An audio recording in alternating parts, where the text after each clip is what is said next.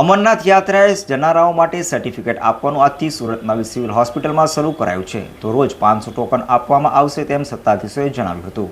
સુરત નવી સિવિલ હોસ્પિટલમાં આજથી એટલે કે 13મી એપ્રિલથી અમરનાથ યાત્રા માટે મેડિકલ સર્ટિફિકેટ આપવાની શરૂઆત કરાઈ હોય તેમ તબીબો લેબોરેટરીમ અને ECGની અલાયદી વ્યવસ્થા કરાઈ છે.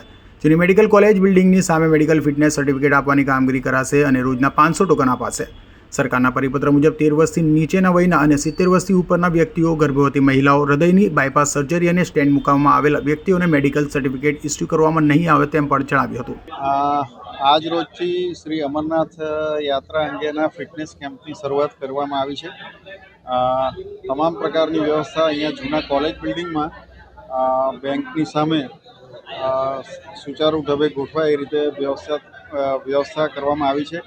અહીંયા medical officers, physicians, laboratory technician, ECG technician, case બારીથી લઈને તમામ પ્રકારની વ્યવસ્થા એક જ છત નીચે એટલે કરવામાં આવી છે, જેથી કરીને યાત્રાળુઓને આમ તેમ ફરવું ના પડે અને સુચારુ ઢબે કામ પૂરું થઈ જાય.